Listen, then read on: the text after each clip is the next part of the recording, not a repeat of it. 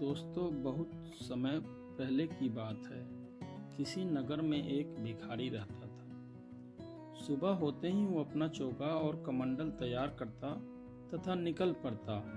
वह हर दरवाजे पर जाकर एक ही आवाज़ लगाता, देने वाला श्री भगवान, हम सब हैं उनकी संतान।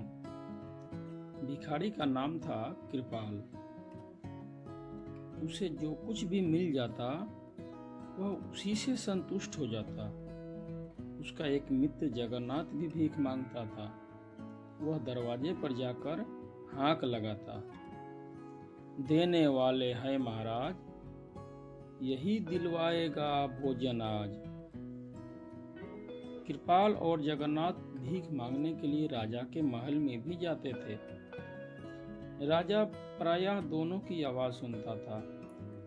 वह दोनों को ही कुछ भीख देता था, किंतु वो आजमाना चाहता था कि दोनों में से किसकी बात सच है।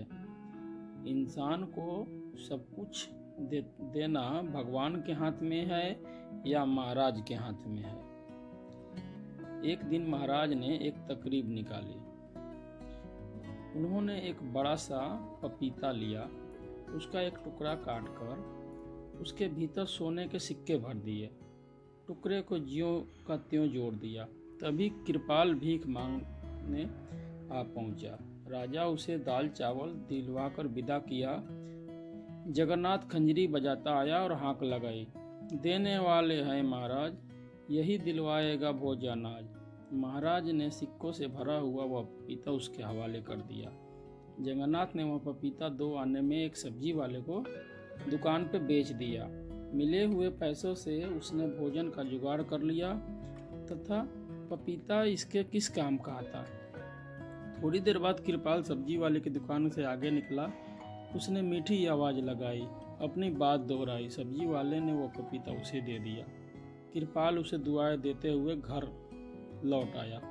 घर आकर उसने पपीता काटा तो सिक्का देखकर आश्चर्यचकित हो उठा। उसने तुरंत सिक्के उठाए और सब्जी वाले के पास पहुंच गया। उसके सिक्के देखकर कहा, भाई, ये तुम्हारे पपीते से निकले हैं, इन पैसों से मेरा कोई लेना देना नहीं है। सब्जी वाला भी ईमानदार था। वह बोला, यह पपीता तो मुझे जगन्नाथ बेच गया था, तब तो यह सिक्के उसी के हैं।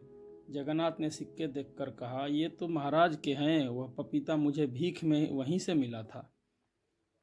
महाराज तीनों व्यक्तियों और सिक्कों को देखकर हैरान हो गए। सारी कहानी सुनकर उन्हें विश्वास हो गया कि इंसान को ईश्वर पर ही विश्वास करना चाहिए, वही सबको देने वाला है। राजा ने तीनों को यथायोग्य उपहार देकर विदा किया। हाँ, उसी दिन से कृपाल के साथ साथ जगन्नाथ भी कहने लगा, देने वाला श्री भगवान, हम सब हैं उनकी संतान। दोस्तों, ये कहानी आपको अच्छी लगी तो एक लाइक ज़रूर कीजिए, और आपका अगर ऐसे ही कहानी सुनने का मन हो तो सब्सक्राइब जरूर कर दीजिएगा चैनल को। धन्यवाद।